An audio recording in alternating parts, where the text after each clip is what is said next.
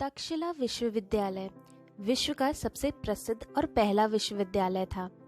तक्षशिला विश्वविद्यालय की स्थापना 2700 साल पहले तक्षशिला में हुई थी।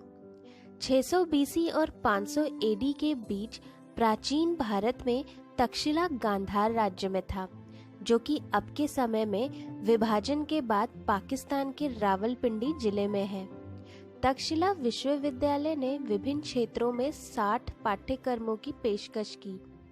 तक्षशिला विश्वविद्यालय में शामिल होने के लिए छात्र की न्यूनतम आयु 16 वर्ष निर्धारित की गई थी।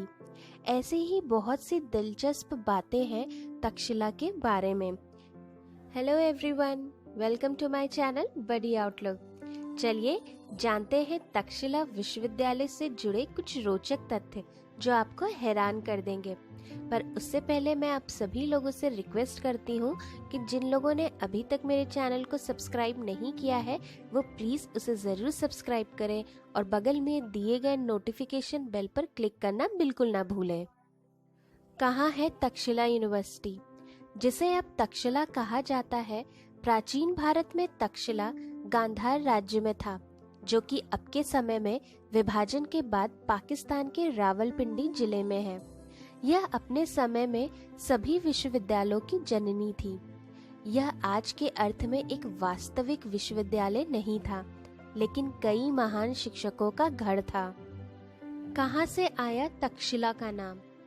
एक संस्कृत मूल का शब्द है जो 2 शब्दों से मिलकर बना है। तक्षशिला का नाम भगवान राम के भतीजे और भरत के पुत्र राजा तक्ष से लिया गया था।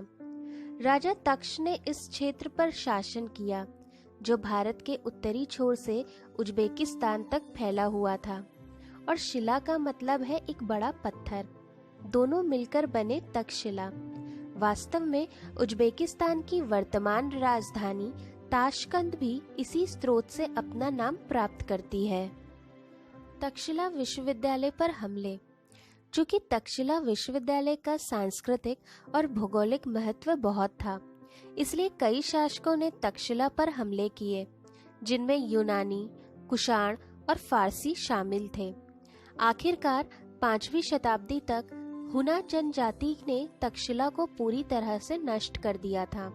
इस प्राचीन शहर को 19वीं शताब्दी में एक आर्कियोलॉजिस्ट सर अलेक्जेंडर कनिंघम ने खोजा था। कैसे होता था तक्षशिला विश्वविद्यालय में दाखिला?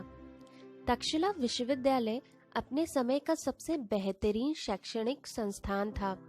यह सैकड़ों वर्षों तक अस्तित्व में रहा। यह हिंदुओं की भूमि में था। विश्वविद्यालय में दुनिया के विभिन्न हिस्सों से 10,000 से अधिक छात्र थे। वे सभी यहाँ ज्ञान और शिक्षा प्राप्त करने के लिए आए थे। तक्षशिला की प्रवेश प्रक्रिया भी काफी कठोर थी और विशुद्ध रूप से योग्यता पर आधारित थी। कहा जाता है कि हर 3 आवेदकों में से सिर्फ एक छात्र का ही दाखिला इस विश्वविद्यालय में हो पाता था। इस संस्थान ने सभी को समान माना है। कोई भी जाति, पंथ या धर्म आधारित भेदभाव कभी नहीं किया जाता था। तक्षशिला में पढ़ाने का अनूठा तरीका। तक्षशिला विश्वविद्यालय में कोई संरचित पाठ्यक्रम या शिक्षा का तरीका नहीं था। यहाँ कई महान शिक्षकों ने बड़ी संख्या में छात्रों को पढ़ाया। छात्र किसी भी शिक्षक की कक्षा में उपस्थित हो सकते थे, जहाँ से वो सीखना चाहते हो, और शिक्षक अपनी पसंद के आधार पर किसी भी संख्या में छात्रों को पढ़ाते थे। किसी भी राजा या शासक ने तक्षशिला के कामकाज में हस्तक्षेप करने की कोशिश कभी नहीं की। कितनी थी तक्षशिला की फीस? तक्षशिला विश्वविद्यालय में छात्रों को कभी कोई फीस नहीं देनी पड़ी, क्योंकि किसी चीज के बदले में ज्ञान बेचना आमतौर पर गलत था। कोई संरचित परीक्षा या ग्रेडिंग सिस्टम भी नहीं होता था। शिक्षक ही तय करता था कि छात्र की शिक्षा कब खत्म होगी। तक्षशिला विश्वविद्यालय में किस तरह की पढ़ाई होती थी? अगर आपको लगता है कि कई विभागों के साथ साथ कई विशेषज्ञता पाठ्यक्रम एक आधुनिक संवेदनशीलता के दिमाग की उपज है, तो यह समय है कि आप अपनी धारणा बदल दें। 2700 साल पहले तक्षशिला विश्वविद्यालय में सर्जरी और वाणिज्य से लेकर संगीत और नृत्य तक, दर्शन और आयुर्वेद से लेकर व्याकरण, राजनीति, तीरंदाजी और युद्ध कला तक के 64 से अधिक विभिन्न क्षेत्रों में पाठ्यक्रम थे। छात्र तक्षशिला आते और सीधे अपने शिक्षक के साथ अपने चुने हुए विषय में शिक्षा ग्रहण करते। प्रसिद्ध चिकित्सकों ने इस विश्वविद्यालय में अध्ययन किया। विश्वविद्यालय में 3 भवन शामिल थे, रत्नसागर, रत्नोदवी और रत्नयंजक। तक्षशिला विश्वविद्यालय स्नातकोत्तर अध्ययन के लिए था। तक्षशिला में भर्ती होने से पहले छात्रों को अपनी प्राथमिक और माध्यमिक शिक्षा कहीं और पूरी करनी होती थी। तक्षशिला विश्वविद्यालय में प्रवेश लेने के लिए 16 वर्ष की न्यूनतम आयु की आवश्यकता थी। केवल भारतीय ही नहीं बल्कि चीन, ग्रीस और अरब जैसे आसपास के देशों के छात्र भी सीखने इस शहर में आते थे। कौन थे जाने माने विश्व प्रसिद्ध तक्षशिला विश्वविद्यालय के पूर्व छात्र? यदि आपको संदेह है कि कोई प्रतिष्ठित विद्वान इस विश्वविद्यालय का हिस्सा था या नहीं, तो आप कुछ प्रख्यात विद्वानों के नाम को देखकर आश्चर्यचकित होंगे जो इस महान विश्वविद्यालय का हिस्सा रहे। चरक को लोकप्रिय रूप से भारतीय चिकित्सा का जनक यानी फादर ऑफ इंडियन मेडिसिन द्वारा संदर्भित किया जाता है। उन्हें आयुर्वेद की प्रणाली में मूल अंशदाताओं में से एक के रूप में माना जाता है। सुश्रुत संहिता, अष्टांग संग्रह और अष्टांग हृदय चरक द्वारा लिखे गए थे। चाणक्य एक उत्कृष्ट शिक्षक, एक बेजोड़ राजनीतिक सिद्धांतकार और चंद्रगुप्त मौर्य के प्रधानमंत्री थे।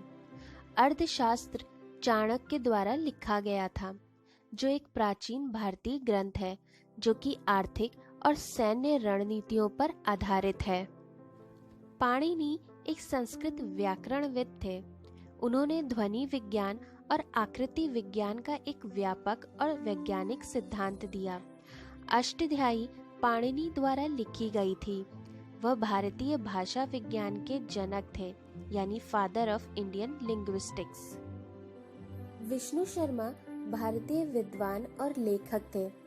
सांसारिक ज्ञान की पुस्तकों पर पंचतंत्र और 5 प्रवचन विष्णु शर्मा द्वारा ही लिखे गए हैं।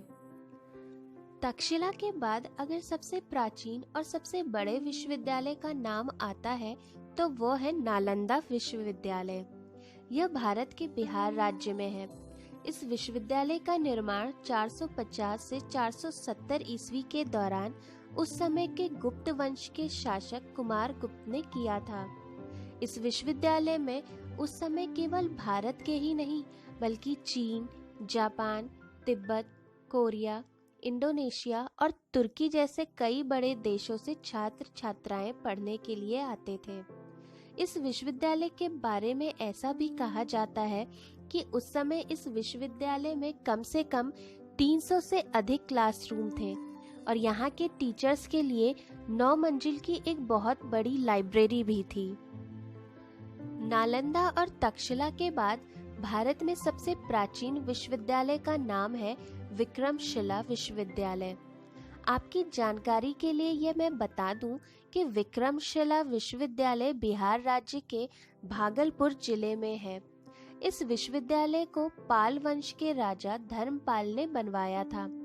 इस विश्वविद्यालय में अन्य विद्यालयों की तरह भारत के साथ साथ विदेश से भी विद्यार्थी पढ़ने के लिए आते थे। विक्रमशिला विश्वविद्यालय बिहार राज्य का एक प्रमुख पर्यटन स्थल भी है, जहां दूर दूर से सैलानी घूमने आते हैं। वल्लभी विश्वविद्यालय, यह विश्वविद्यालय गुजरात में है। इतिहास की कई किताबों में इसका जिक्र किया गया है कि इस विश्वविद्यालय का निर्माण लगभग 470 ईस्वी के आसपास हुआ था। पढ़ाई के मामले में नालंदा, तक्षशिला और विक्रमशील के बराबर ही इसे उस समय माना जाता था। इस विश्वविद्यालय के बारे में ऐसा भी कहा जाता है कि यह बौद्ध धर्म के शिक्षा का प्रमुख केंद्र था। इस विश्वविद्यालय के बारे में यह भी कहा जाता है कि उस समय इसकी इमारत बेहतरीन कला का उदाहरण थी, जो धीरे धीरे नष्ट होती चली गई। यहाँ आज भी सैलानी घूमने के लिए आते हैं। पुष्पगिरी विश्वविद्यालय। पुष्पगिरी विश्वविद्यालय भारत के उड़ीसा राज्य में है। इसका निर्माण लगभग 3री शताब्दी के आसपास किया गया था। उस समय यह विश्वविद्यालय उड़ीसा की पहाड़ियों के बीचों बीच बनवाया गया था। इसके निर्माण के बारे में कहा जाता है कि इसे सम्राट अशोक ने बनवाया था। इस विश्वविद्यालय के बारे में यह भी कहा जाता है कि लगभग 700 से 800 सालों तक भारत में शिक्षा का यह प्रमुख केंद्र था। तो फ्रेंड्स, कैसा लगा आपको आज का मेरा ये वीडियो? मुझे कमेंट करके जरूर बताइएगा। और अगर आपको ये वीडियो पसंद आया हो तो प्लीज मेरे चैनल को सब्सक्राइब, लाइक और शेयर करना ना भूलें। अपने नेक्स्ट वीडियो में मैं फिर से एक इंटरेस्टिंग टॉपिक को डिस्कस करूंगी। तब तक के लिए ख्याल रखिए अपना और मेरे नेक्स्ट वीडियो का इंतजार करिए। Till then, do take care of yourself. Bye bye.